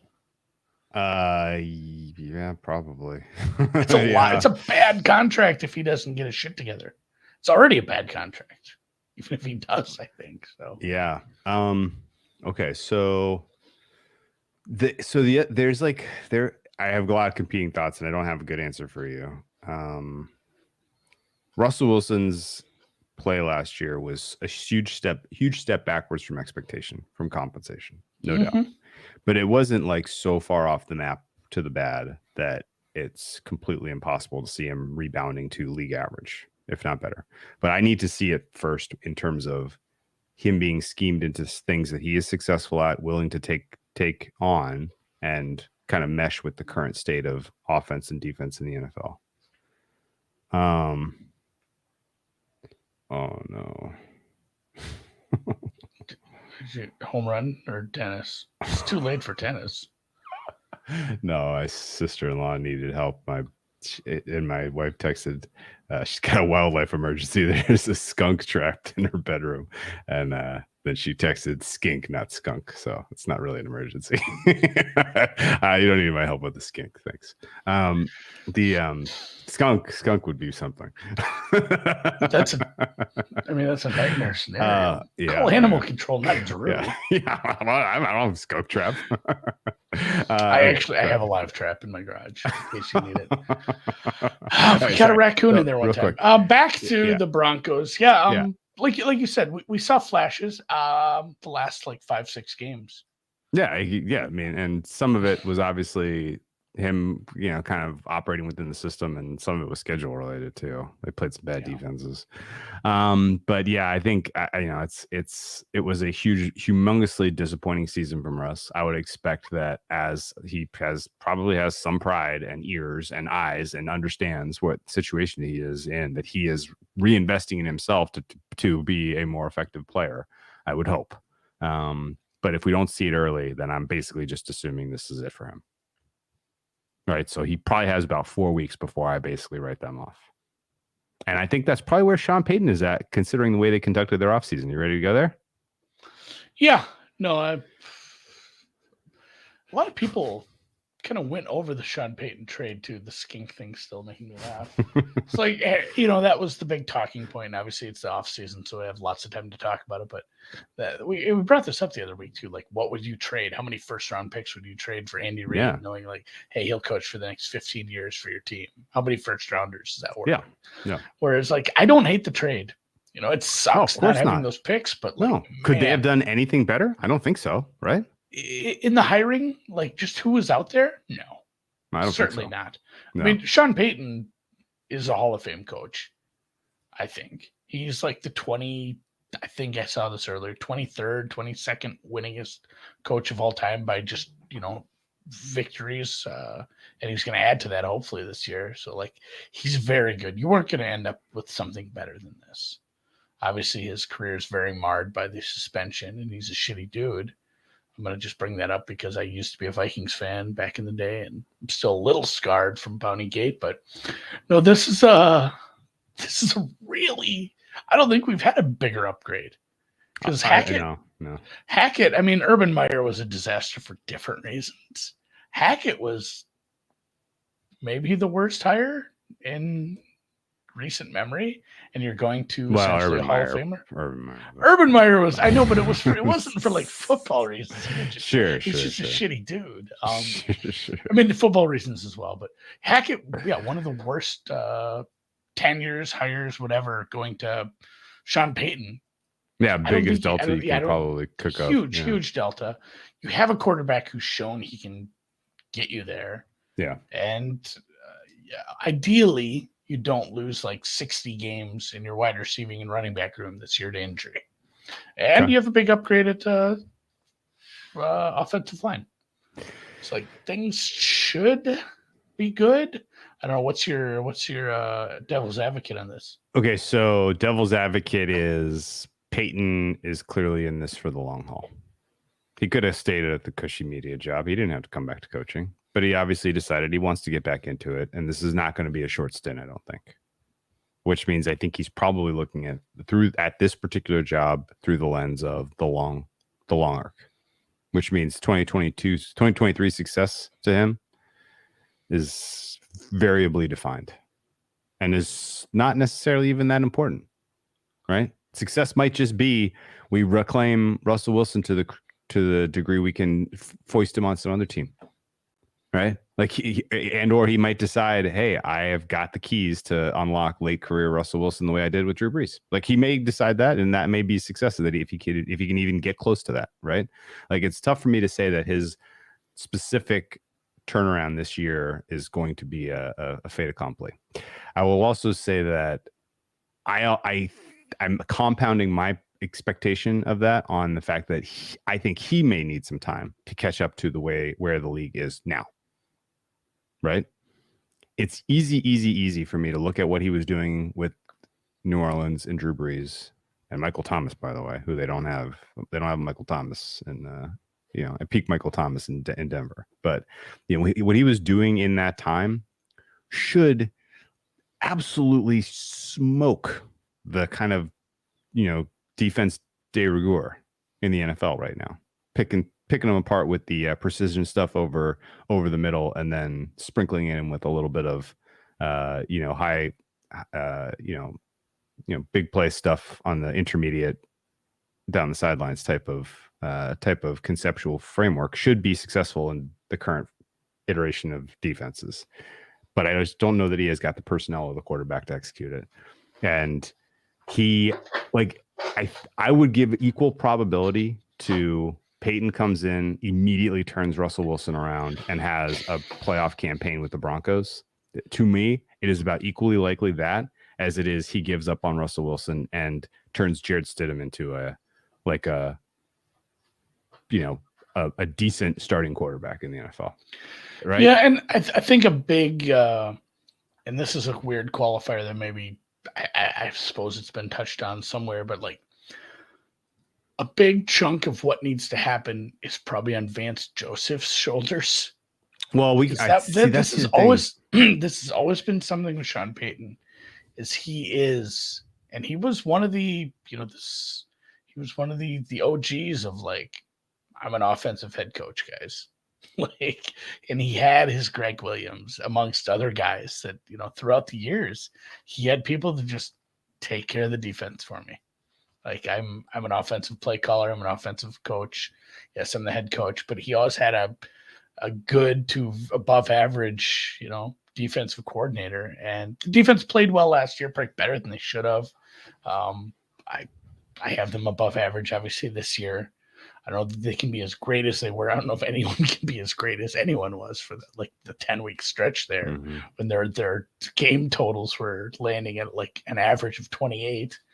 But the defense needs to be taken care of, because if there's some backsliding and it turns into be a middle of the pack defense, takes a big step back because of Joseph. And I don't know, maybe Joseph can be a good coordinator, and maybe this is a better spot for him too than Arizona, which that cover was just getting more and more bare. Like there's some actually players here. I think we can have he needs him and he needs Russell Wilson. No one man can do anything alone.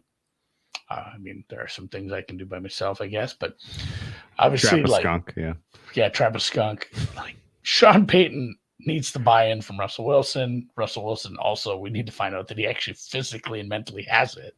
And then he also needs Vance Joseph to step up for sure. Have the time of his life on defense, I suppose, and make that work, because Sean Payton has his work cut out for him on the offense. That's fair. Okay, so I guess in that context, to me, I think the defense is good because of talent, and less so because that's the thing. They have the players. That's where it's going to be such a disappointment if there's a big backsliding in where they. Oh yeah, no doubt. Well, I'm bullish on Ejiro Evero as a coordinator, future head coach potentially. He's in Carolina now, and you got Vance Joseph. If Vance Joseph bungles this with this much talent on the defensive side of the ball, then that is a problem. But that brings into the, that seems low prob to me. Just in terms of the strength of the defense here. Denver as the 10th best defense in the NFL based on player personnel, but it's lopsided big time. Their front seven is bottom 5. Their DBs are number 1. The secondary is elite. I don't even know what the weak point is. Let me see. Patrick Surtain is a all-pro, super duper star.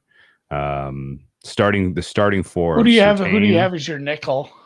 Nickel is the weak one. Kwan Williams, that former guy that played for the Niners, is and depth is an issue. If any of those guys get hurt, then I could see this defense dropping off pretty aggressively. Obviously Simmons and Surtain.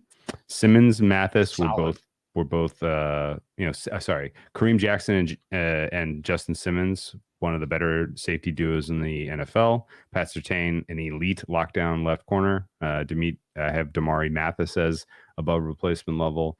Quan Williams just below. So, but in totality, this is the most talented secondary across the NFL. Front 4, I'm not exactly sure who your standout players are. They did some decent acquisitions in the offseason, bringing in Zach Allen and Frank Clark. Like, those guys are good players.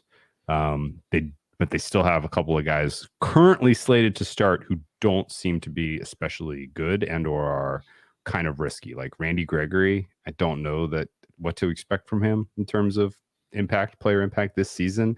And his backup is okay. Jonathan Cooper may ultimately be the guy that gets more of the starts there. Similarly, there's a couple of holes in the D line that I'm just not sure how they intend to address. So front 7 looks somewhat of an issue, but secondary looks amazing, which means they're going to be in a lot of games that are going to be low scoring. It's kind of the way I read this, irrespective of what happens with the offense, I think. Yeah, didn't do a lot. Lost. I mean, honestly, they lost on this defense, but a lot of it was depth. A lot of the players they lost were depth pieces in the secondary. They didn't really address much. I mean, anybody they brought in free agent wise in like the front 7 is probably more of depth people. They were able to, obviously with the trade they made, they didn't have a lot of high picks. They were able to get Drew Sanders in the 3rd round. He was a linebacker that was mocked in the 1st for a lot of people from Arkansas. Go Hogs. So maybe some help there, but other than that, that might be the biggest addition to the front 7. So they're in terms of players lost, let me go through the acquisitions and then we'll give them a grade. You ready?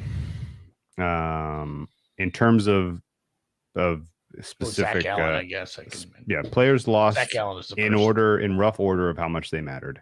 Deshaun Williams, D-line gone. Should be replaceable.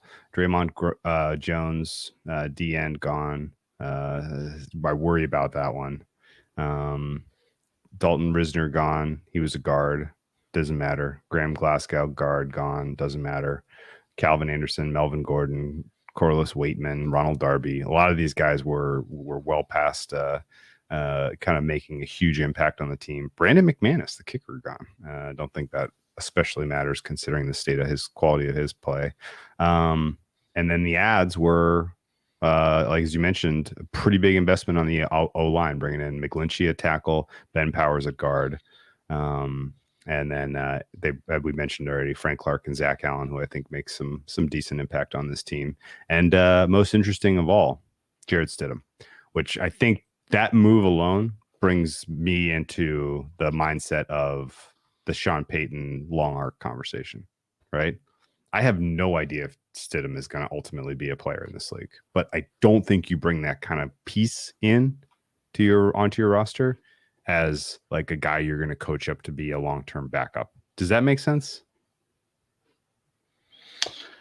He's like in a case of emergency guy in my mind, not as like we need a couple spot starts. Teams have kind of bought into him in the past, so that's what I'm saying. Like, not as like we can get this guy coached up to be a Chase Daniels kind of backup, but as this is a project we may experiment with to see if he's a guy, right? Yeah. I don't know if I'm explaining this right, but No, I know alone, what you're saying. You give it a you kick the tires a little. you kick the tires. Like, it's waiting. Like, it's waiting for Russ to prove that he's legitimately on the decline. It wasn't only the problem was Nathaniel Hackett. It was also some Wilson's degradation. mm-hmm. And then you say week 8, all right, let's see if Stidham is a guy that we want to build around or if we want to go to the draft. Half step back because I glossed over the Frank Clark thing. That was about a month ago, I suppose. Where do you have him ranked as far as D's? He's decently. I thought he was a little older. I think he's 30, 31. Yeah. So he's not old, but the thing that kind of happens about the aging curve is if you make it to this level, if you're performing above replacement level at this age, then you tend to stay flat for a while. So I'm not expecting a huge drop off really from him, but he's also not a super duper needle mover. The guy they let walk out the door in Deshaun Williams was better last year, and he only played 50% of the snaps for them. Frank Clark played 62% of the snaps for Kansas City, and to be fair, he sat out 2 games for an arrest. Yeah, like he did. I think he was suspended last year for something he did the year before. Yeah. So I mean, he probably would have played a little more. So maybe I'll take it back a little. Frank Clark, and I don't know a lot about Zach Allen. Yeah. If he played for the Cardinals, I don't hold you in super high regard. Okay. So overall, offseason grade for the Broncos, I'm going to give them an A-. I think the Peyton move alone is enough to nailed the passing grade. And then trying to build through the O-line, I think was smart. The huge question mark on this team remaining is the skill position group. I have them as 28th best in the NFL. And also the interior offensive line, even though upgraded, there are still a couple guys on there who stink. And if you're getting consistent pressure on Russ up the middle of that, and this might be, it might be project aborted before it ever gets off the ground. Brought up by a few people, obviously, when it happened too. Like when you sign, I'm trying to think of like a really big splash signing that someone, or like a big trade. Especially if it's a defensive player. It's like, oh, that's going to be fun for the next 3 years and it's expensive. Or, maybe even like the Rodgers trade. Like everyone knows, like, hey, that's a huge deal for New York. You're a contender in your division now. You made steps last year, but even if he goes like 80% Brady, what do you got? Like 3 years of Rodgers? That's it. Like you have a little, like when you sign a coach who's not ancient, and he's not young, but he's not ancient.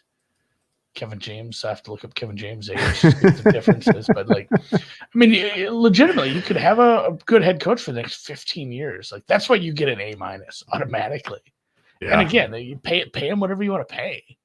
Like it doesn't go against the cap. If your ownership group and your front office is willing to spend it, it's the best money you can spend. It doesn't go against the cap. If you have the guy you like, it's such a perfect situation. So a definite A, because I love people shoring up the offensive line with proven players. I love teams getting a good coach in place, and there's still a very decent chance they have a high-end top 10 quarterback on this roster. I'm going to go A- only because I wish they had done anything at the wide receiver position. And there's still time. Who knows? And honestly, like there was a lot of buzz that they were going to trade Jerry Jeudy, that he was going to be the kind of the bottom, like the the big move for some team to go get Jerry Jeudy. But that was floated around for a long time. Yeah, but just not really addressing the wide receiver position concerns me. Marquez Callaway's not moving the needle for me. Sorry. So A- for me. Kevin James, by the way, 58. Sean Payton, 59.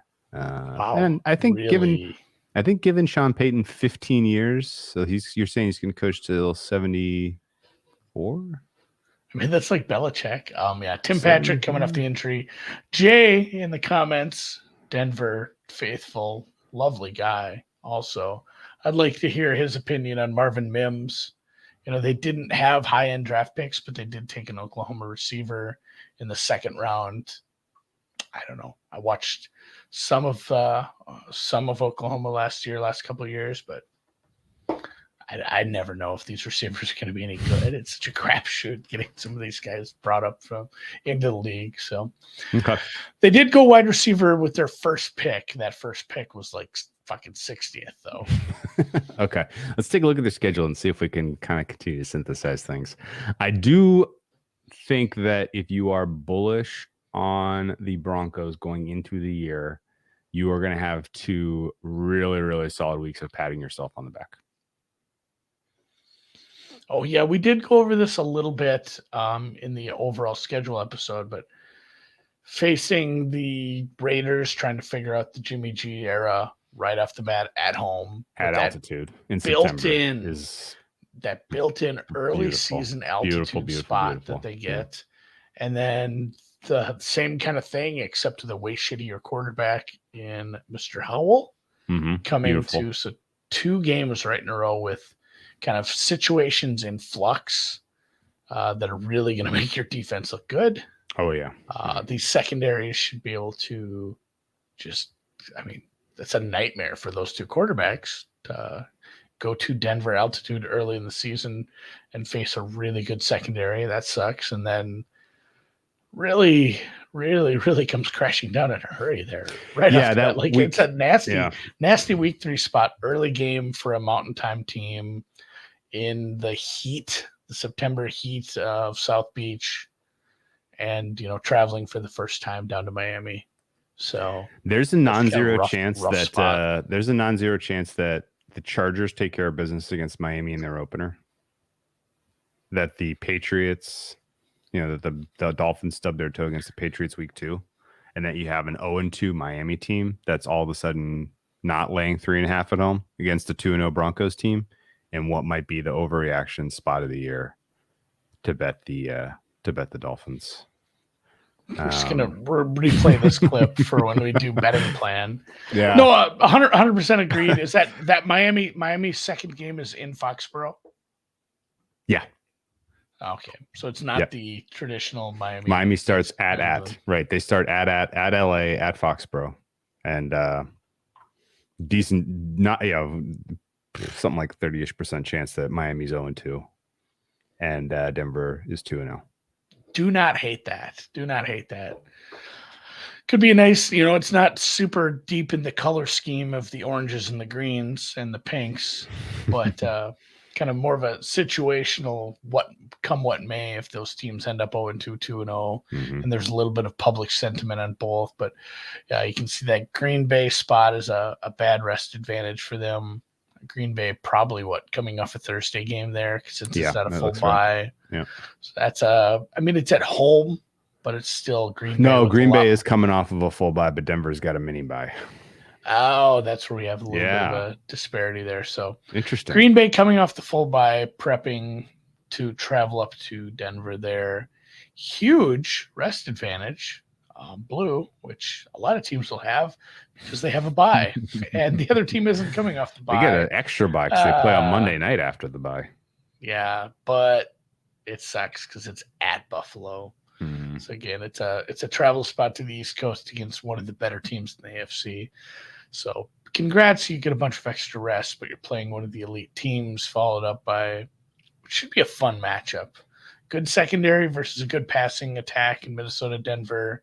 I still haven't decided if I'm on the Cleveland hype train yet, but some winnable games down the stretch, I think, is the biggest takeaway. From that, the Buffalo game, it's not some auto loss. They can go up there. Things happen all the time.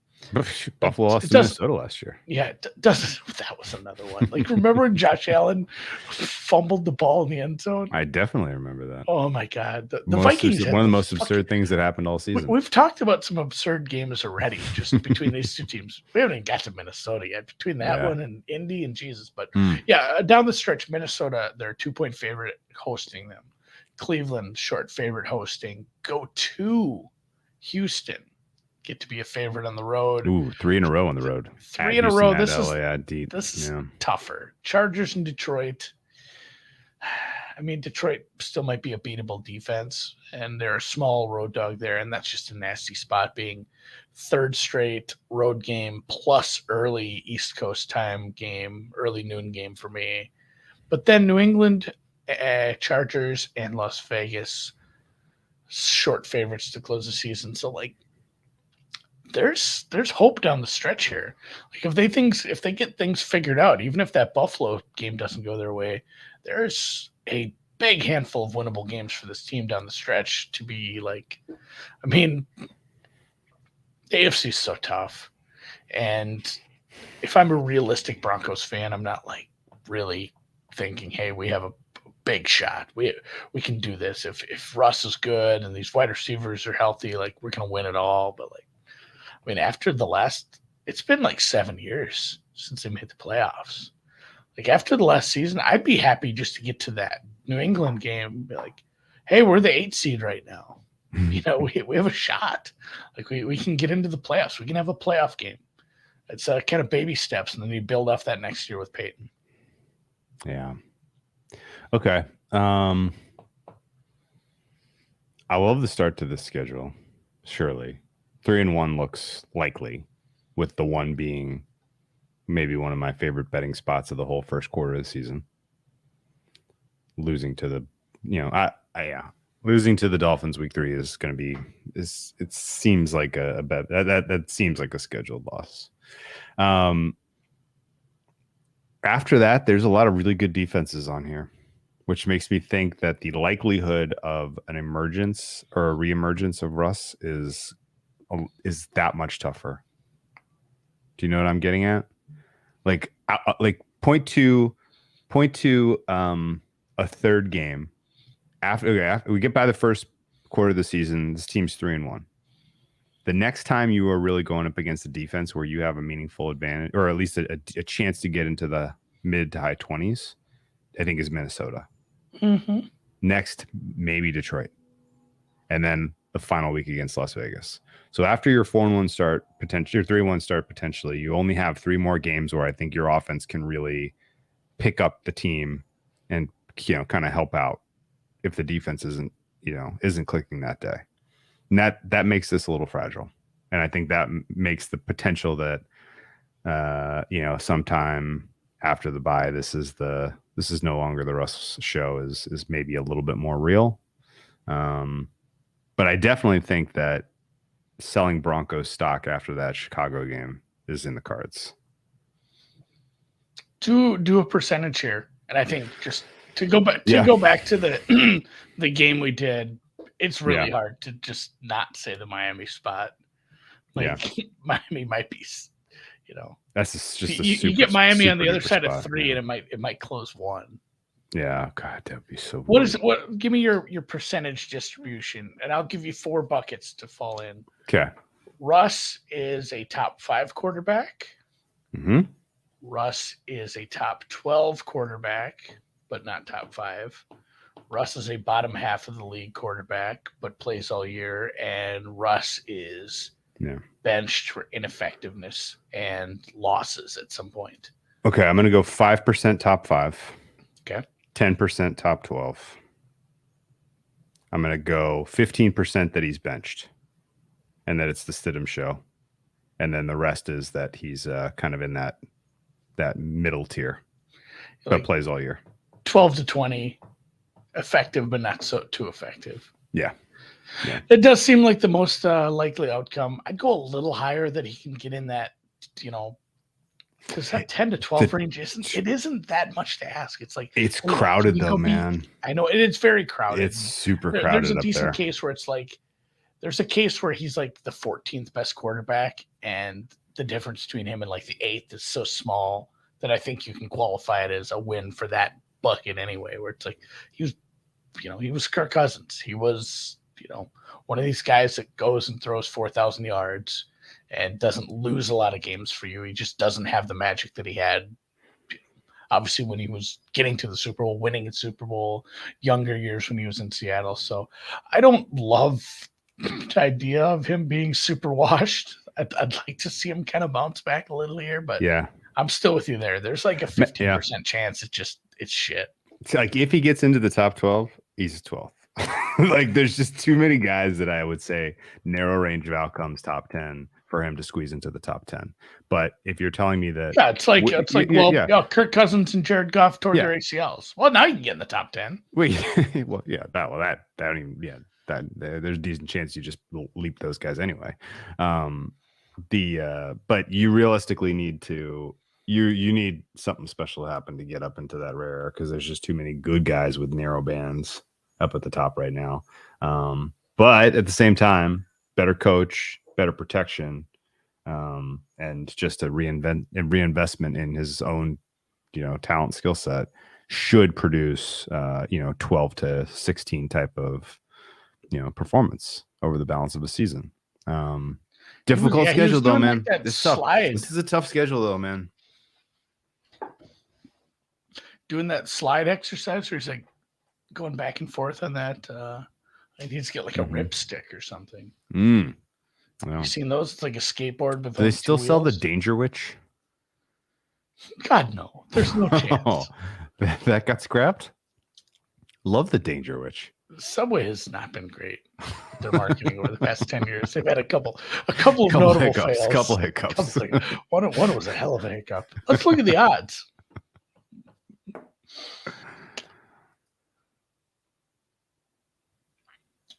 Sean Payton, Coach of the Year. I should look up the price on that right now. I'm sure he's one of the. He's a favorite. He's a favorite. I think he's one of the top three favorites. Co-favorite. Campbell's up there. I know he's up there as well, which deservedly so.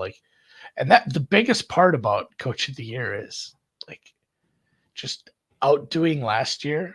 So I mean, the biggest favor that Hackett did to anybody was only winning 5 games, because Sean Payton wins 11 or 12. It's they won 7 more games than last year, and that seems to be such a huge thing for Coach of the Year.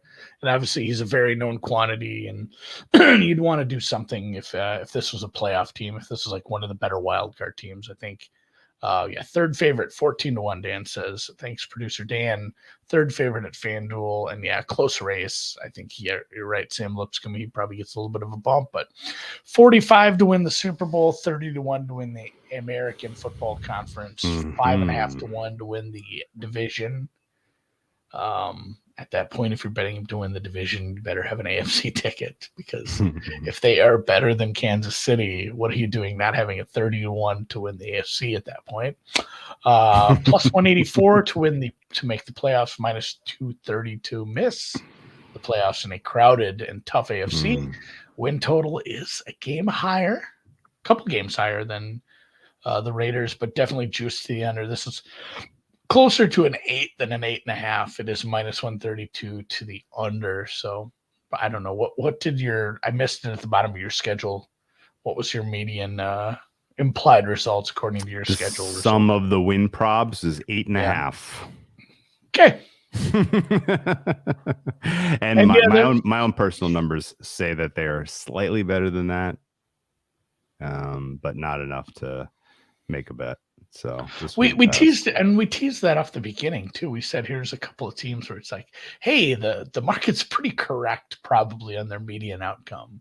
We don't think there's obviously, Drew, you said there's a decent chance if the Raiders go under their win total, they go well under, because it's just an under disaster and long tail with the Jimmy G injury. But this one, with all these coin flips and enough decent players on defense to keep them close in games, this the range of outcomes feels pretty narrow. I don't understand how they could possibly shoot to the top of the AFC with this tough schedule, a tough division, and all the change that they've gone through. We've done nothing but put Sean Payton forward as a positive. Anytime you bring in a new coach, there's some inherent negatives to just the growing pains of switching up how everything is done. So, I mean, there is that factor. So I just don't see how there's some long tail to 13 wins here. Yeah, we agree. It feels like 7 to 10 wins an awful lot of times. But you said it exactly right. A good season for Peyton and a bounce back for Russ is 9 or 10 wins. It just isn't working. Is 7 or 8. Right? And here's what I would give you a little quick, just a test on that. You ready? It is week 13. Russ has just now lost his 4th straight game and is dealing with some injuries, and they decide we're handing the ball to Jarrett Stidham. on the road at Houston. Market was expecting a pick'em or small favorite. Market was expecting Denver -3 at Houston, and now you get the news that it's Stidham. What's your adjustment? I mean, if it's still sitting at -3 with Russ implied to be in, but he's been playing very poorly, I mean, it's like a point. If the offense has been bad enough for Russ, but no more than a point, right? It's like a point.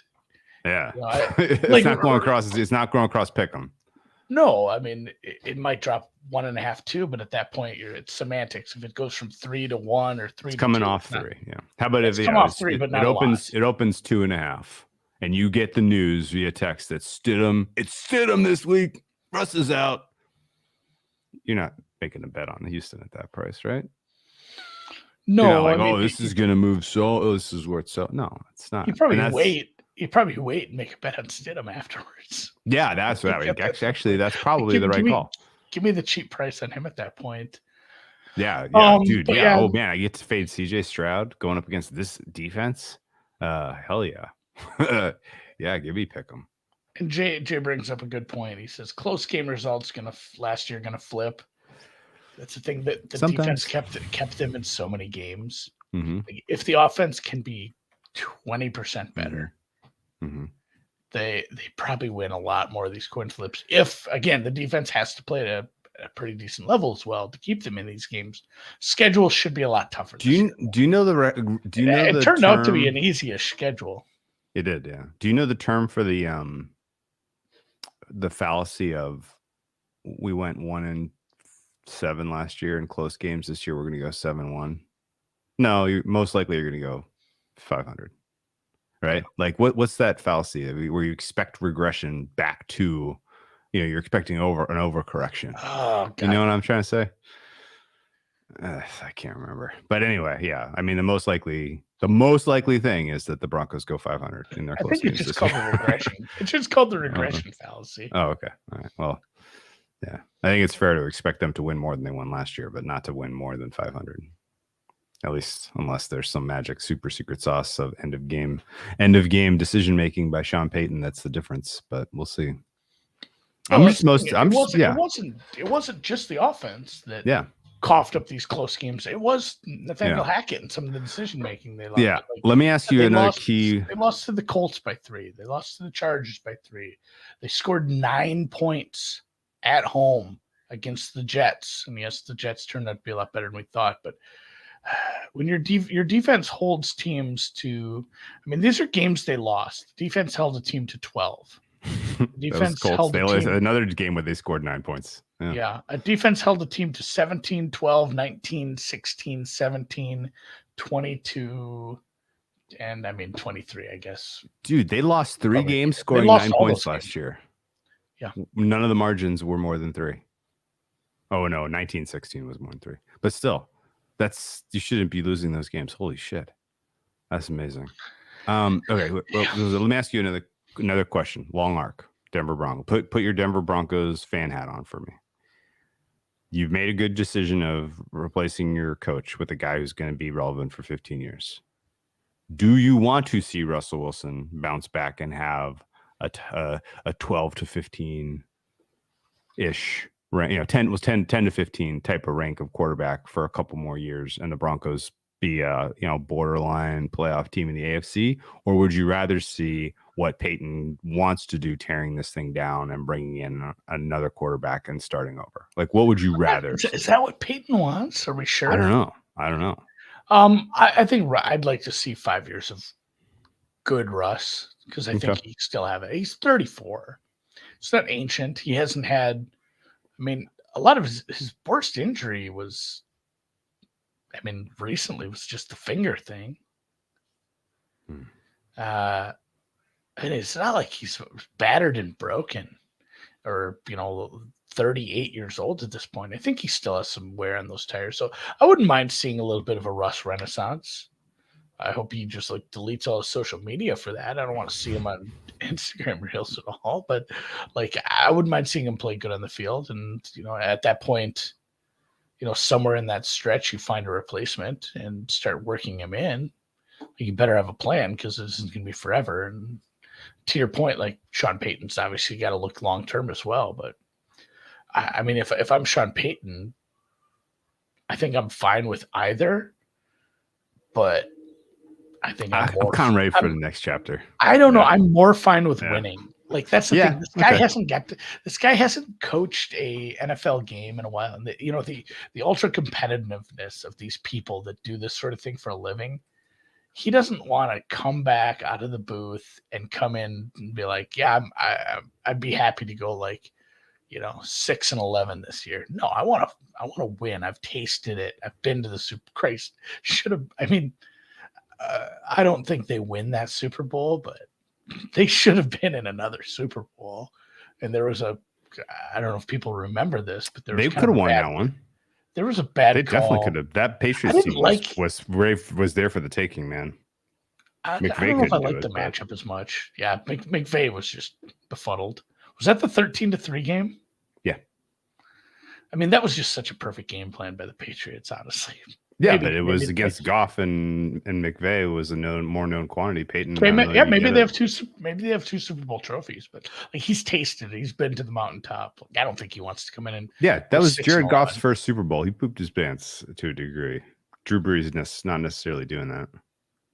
Yeah, that Saints team would have been live against the Pets, for sure. For sure. I don't know. I'm ready for the next chapter. I don't really need to see. I don't need to see a Russ reclamation. I don't. Well, one of us will probably get our way. Yeah. And honestly, if they do get a reclamation out of Russ this year, I would consider if anyone wants him. Like if you could unload him somehow, some way. You can't. Not with that contract. Nobody wants to pay that. Yeah. Mm-hmm. There'd have to be a major restructure, however that works. It's a hell of a contract at this point. Who knows? Somebody took Aaron Rodgers off Packers hands. That's fair. Desperate teams, man. All right. Well, betting plan for the Broncos is unders, obviously. Betting plan is Dolphins week 3. Unders until morale improves. 6-11 to the under for these guys last year. Freaking awesome. A bunch of those were alt unders, as you kind of alluded to, which I thought was just like no sweaters. Like, 39.5. Well, that should be 34. Mm-hmm. The average total for the Broncos went under by 3.5 points last year. And their average total was 41 points. Wow. Setting football back 40 years. Congratulations. Yeah. Denver Broncos. Okay, so it's the city of champions. So let's answer a question from our good friend and active deep dive Discord previewer, Sam, writing up some good notes, good nuggets. You're only going to find them if you're in the deep dive Discord. Asks, what's my fare for Broncos Raiders week 1? This is an interesting one because from a power rating standpoint, I only have the Broncos 2 points better than the Raiders, but this is the biggest home field advantage I have for any team in the first quarter of the season, giving them a full 3-point bump here, full 15% win probability bump here. So I would make it 5, Broncos by 5. And I think realistically expecting the Raiders to show up and give you much of a fight, considering the situation is not looking likely. And, maybe it's a close game ultimately, but would lean Broncos at the prices. I only have a 2-point gap between the Broncos and the Raiders. And some of that, as mentioned, is at full strength, the Raiders aren't that bad. But you can easily talk yourself into a couple injuries, particularly at the quarterback position, which turns them into absolute dog shit. And maybe that happens in the preseason. Maybe Jimmy G never takes the field. We didn't even really talk about that. But if he never passes his physical, or if something happens to him in the preseason, he doesn't take the field, then that one could get out of control. So we'll see. But yeah, and again, it's always lying season when it comes to this sort of shit, and everyone's in the best shape of their life. But I did source out from two people who are probably getting it from the same place that said, like, hey, this is like, it looks good. Like it looks like he's on track, which is to say, like, the track that they set forever ago, which was, hey, he's probably not ready at the beginning of the camp, but he's ready to go for the beginning of the season, which isn't great, too, if you don't get the full camp to get ready with a new team, which probably downgrades him slightly as well. But I had to go find my spreadsheets for starting to put together prices for week one. Same kind of thing, too. It depends how you rank that, that home field. Yeah. That's clearly not a 1.8, 2 point. No. This is the upper end of the range. Yeah. It's a lot closer to 3 than it is 1.8 for that. So I have that as like a 5.5. Okay. And then it's again, what'd you say? I was opening up spreadsheets while you're listening. It's 5. It's 4. It's a juicy 4, but there's not a big win probability difference between 4 and 5.5. No, so I'm a little higher on Denver than the market as well, but not by a ton. Yeah, I'm basically Denver Raiders. Two teams. Sam is a 6.5. I love it. Yeah, he's ready for some Broncos. He's ready to ride. He's ready to ride. There's for selfish reasons, I really hope the Broncos cover, but the Broncos and the Raiders to me are two teams the market has correctly medium priced. And there's been no real action on these teams either, by the way. We didn't really talk about it because it's only worth kind of bringing it up if there is something noteworthy that happened. But from the early May to now, there's been virtually no activity on Raiders or Broncos. So everybody's kind of looked at it at first glance and said, yeah, okay. The only action I've seen is Peyton Coach of the Year stuff, which makes total sense because that is going to nuke if they go out 3-1. He is going to be your heavy, he'll be 3-1, 4-1 range, top of the market after the first quarter of the season. And that will be fun to bet against because ultimately I don't think they win enough. I don't think they win enough ultimately to get it. A lot of coin flips to lose to cough that up. You're not going to get that with a 7-win season. So Dan, we are in midseason form. 2 hours of previews are in the books. That was the plan all along. We're going to try to keep these under an hour, but hopefully you're not listening at 1x speed or half x speed if you really want to listen, stretch it out. So 30 more hours of this, guys. It'll go by like this, and we'll be talking week one. Oh my God, we will be at week one before you know it. So, no real surprise. Wednesday, if you're listening to this before Wednesday's show comes out, we'll delve into the other half, the top half, the penthouse of the AFC West, your Los Angeles Chargers, and the World Champions, Kansas City Chiefs. They can't keep getting away with it meme. See you guys.